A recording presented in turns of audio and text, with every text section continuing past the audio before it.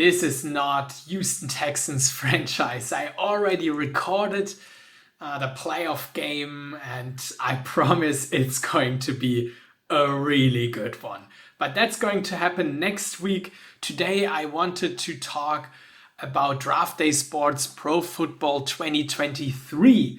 The new NFL season already started, and 1 year ago Draft Day Sports Pro Football 2022 arrived. So hopefully the new version of the game will be here soon. I'm really looking forward to that.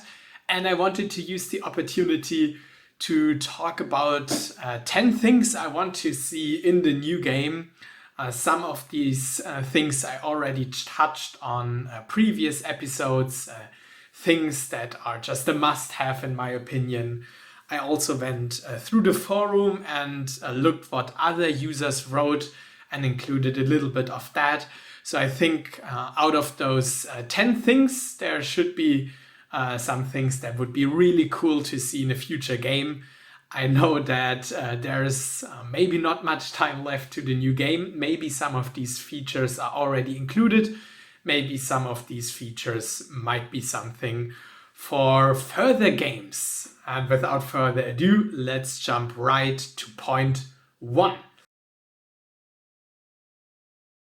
In the team overview, you can look at your players via ratings, but also via personality. So there's a chance to have a direct overview over each personality of each player. In the free agency, this is not possible, and that's my number one thing I want to have in the new game, to be able to filter by personality. You can click on anyone individually and take a look at his personality here. But in my opinion, it would make sense to be able to filter by personality if you have certain benchmarks, or just be able to select someone with a really good team play or something like that, instead of clicking on everyone individually. So the option to filter by personality would be a really cool feature. Number 2, also related to free agency, there are so many good players, maybe not here in the first year, but in future years, there are often so many good players, especially franchise quarterbacks like Josh Allen, Patrick Mahomes, Justin Herbert, Joe Burrow. These quarterbacks are all available in free agency because the teams release them or something like that.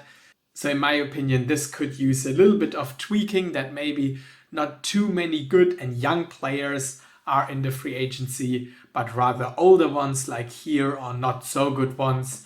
And in addition to that, after free agency, often there are really good players available.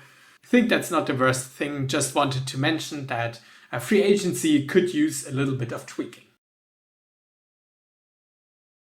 Scouting is my next point, so I think it's pretty simple to just click interview and scout to get information on the players and to narrow the attributes down, and to be really able to evaluate them. And I know that if you combine the college game with the Draft Day Sports Pro Football game, you get more information such as college stats, and you are also more able to know more about them, know more about awards.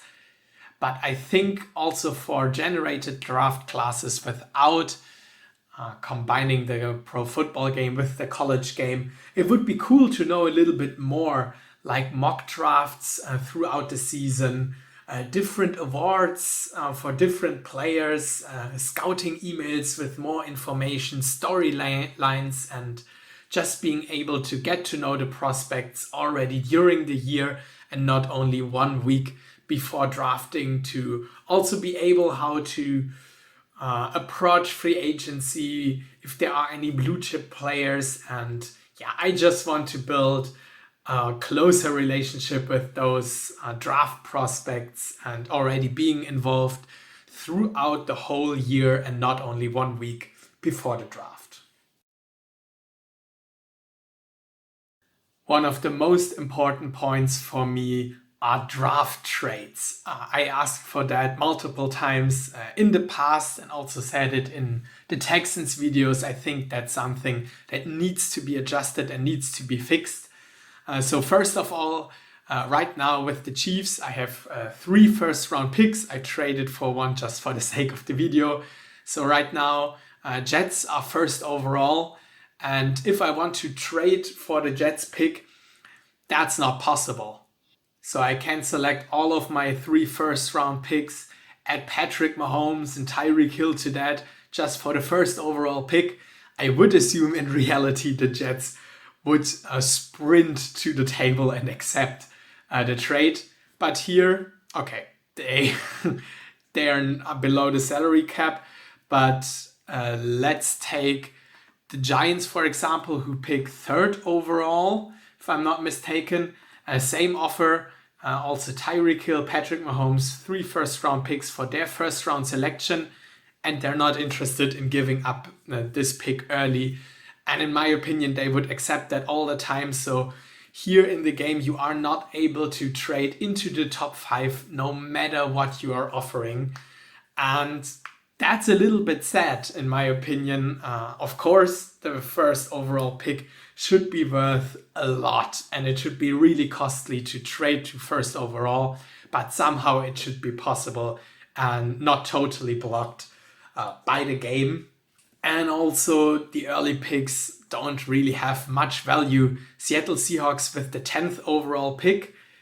Here the Jaguars have the 4th overall pick. So in reality, I think from top 10 to top 4, maybe a 2nd or 3rd round pick. But here I can try 2nd, I can try 3rd. It's not even close with a 4th round pick. It says the deal is close, so it would take maybe a 5th or 6th round selection to trade up from 10 to 4. So in my opinion, the top 5 first round picks have 2 less value. So in combination with trading up and down, that would be really cool to make the first overall pick way more valuable and actually be able to trade for this pick. Or if you are on the clock to receive trade offers to trade down from the top 5. For example, right now, I have a top 4 pick. Maybe I don't have the prospect that I want to have at this point. And other teams may be interested to trade up for a quarterback that the Chiefs, of course, don't need at this point. So I want to trade down and I want to get value for that pick. So not only should the top 5 picks be more valuable, but also it would be really nice to receive in-draft trade offers from other CPU teams. And speaking of trades, I really like the trade system overall, but QBs are just valued way too less. I already said it in free agency, it makes no sense that teams are releasing the quarterbacks and let them go into free agency if they have a 100 overall quarterback who's their franchise guy, like Patrick Mahomes. And also, if I want to trade him in reality, I mean, it would at least take 3, 4, or 5 first round picks. Of course, they don't want to trade him, but just trying to trade him, the Colts don't want to do 3 first round picks. They don't even want to do 1.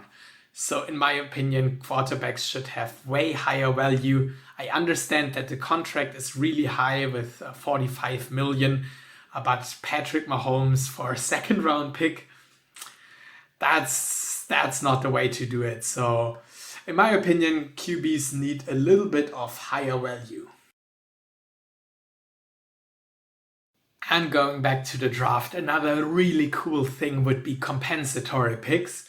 I know that this might be really hard to implement into the game and also calculate and everything, but losing someone in free agency is in reality not that costly like in the game. And then sometimes you try to trade away those players who are in their last year just to get a little bit of return, but it would be nice to have compensatory picks in round 3 to 7.